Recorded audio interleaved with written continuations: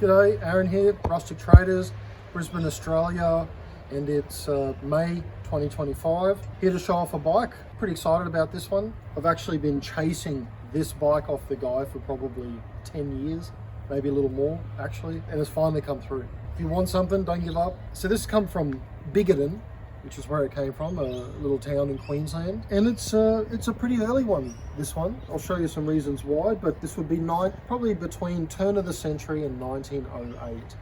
So it's a good one. And the head badge says Advance Brisbane. I love the Queensland stuff, and you know, the rare stuff is even better. Running 28-inch wheels, which is basically just the standard 28-inch Westwood wheels. Now when I got it, it didn't have a front wheel, so I've put a front wheel in it for the sake of this video. Some interesting things about the forks is they don't have your usual dropout. It's a completely closed loop on either side there. So how it was done in the day, much like this hub is already set up, you had short thread on one side and longer thread on the other. So you'd feed the short threads through the loop on one side, and then you'd have to give a bit of a pull to get the fork around the longer thread on the other side. Got the dual crown forks. They kind of used that up into the 20s. Depending on the manufacturers, actually there probably still was some old fashioned manufacturers in the 30s that were using those, but generally you associate that with 20s and earlier. Also got the clip headset. You know, there were definitely still companies using that in the 30s, but you kind of associate that with earlier stuff as well. So you would tighten a thread down and then that would clamp to hold it in. And the actual steer tube has a H cut in it, a bit like the back of the seat pole has a cut to allow it to clamp. This steer tube inside there has a clamp, allows it to clamp as well. Now someone's obviously doubled someone or dinked somebody, or maybe this is how they carried their carton home from the pub, something like that. But I've left that on there because I mean it's sort of like a bit of a history to the bike. You know, originally these bars were probably turned down and facing backwards, but like a lot of people did in the day, they turned them up to make them more comfortable, especially as they got older. And we can see the head badge on this. Always love it when they have a head badge.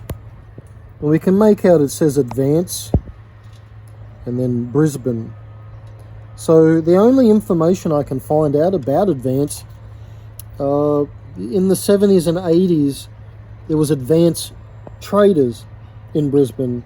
They were an importer of bikes and parts and stuff like that. I've even got some bikes branded Advance.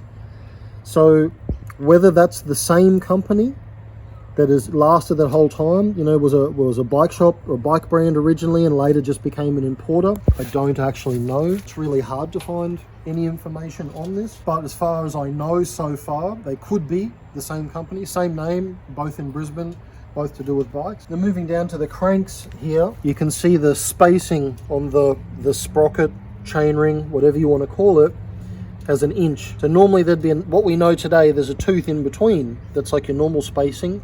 So this one they call it the inch pitch or skip tooth chain rings, and the sprocket on the back is the same, of course. In Australia we did that up to, well again it was, you know, you associate it with the 20s or earlier, but there were definitely still people using them much later into the 30s, and there were still people set on them in the 40s and 50s. In America much later too, but in Australia you kind of associate that skip tooth with being 1920s or earlier. Now another thing, which is what defines this being 1908 or earlier, underneath here the bottom bracket has 2 cotter pins. So that's your pinch bolt bottom bracket. So apparently 1908 was the last year that they were using that. You know, maybe some companies still used it for a couple of years after that.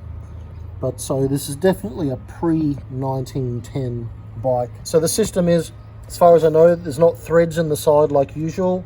It goes in and that clamps up. I've never actually taken one of those apart, but it's important to have a bottom bracket with a pinch bolt because they're all very specific.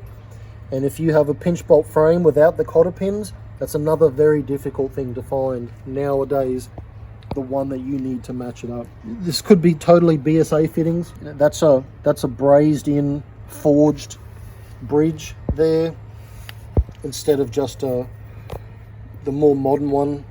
It's just a bit of loop of metal. So these are much better made. The rear dropouts, it's like BSA style dropouts. So they're a forged dropout that are brazed in instead of just a pressed bit of metal. Now this one actually still has the original snail cam in there. And these cams, it's important, this little thing has a bit behind there, and you would adjust that cam, that snail cam, you would turn that to adjust the wheel back or forward. So as you turned it and it got to the thicker part of the snail, that pushes the wheel back. So that was a micro adjustment thing. Not so easy to find. You find lots of bikes that had them, but not a lot of bikes that still have the original ones in there. So that's really great. And this rear stay just seems extra thick compared to a lot of them. So you know it was like a utility bike, not a racing bike. So it was made for strength and durability as opposed to being light. And again, the early signs, instead of it just being pressed metal, you've got brazed in loops at the top and the bottom. Even the hubs have the little oiler there. You could flip that up and oil straight into the hub, which is great. The bottom brackets have that. Bottom brackets had that up until some bikes still had them in the 50s. And just oil straight into the bottom bracket. Now we've even got a little oiler here. I haven't actually tried to move that yet, but there'll be a hole there, so you could pop that out of the way and oil straight into the headset. You could turn it upside down, no doubt, turn the bike upside down and oil into the top. So good little systems they had back in the day that later on they did away with them for ease of manufacturing and being able to make the bikes cheaper. And then the seat pole, it didn't actually have a seat pole with it, so I've put in the number 7 seat pole. That's no doubt what it had, was one of those back in the day. I've even seen ones that have there's a little thing that would push into there. It's a bit like your lighter in your car. The car lighter fits in with those 2 little bits on the side that squeeze in. You pull it out and that's how you could oil. So that's why those are hollowed out. So definitely an early bike, which I love. Definitely Queensland made, even Brisbane made, it seems to say on the head badge. So love that. I love the Queensland stuff. And it's all rusted now, which, I mean, we're talking 110, 120 year old bike here. But it looks like it was probably nickel plated back in its day, because you can see remnants of the nickel on the rear stay there. So a lot of your better bikes were nickel plated instead of just painted. It was durable and a high quality bike. But also early on they were making most of the bikes really high quality. Not like much later on where you had sort of cheaper bikes and then much more expensive bikes. So anyway, great score. Extremely happy to finally have this one. Another one for the collection. And if anyone knows anything about Advance or its links to advanced traders in the 70s and 80s here in Brisbane, please feel free to comment. Let us know, because I'm always happy to learn new stuff about these bikes. So anyway, thanks for watching. Stay tuned. There will be more bike videos in the future.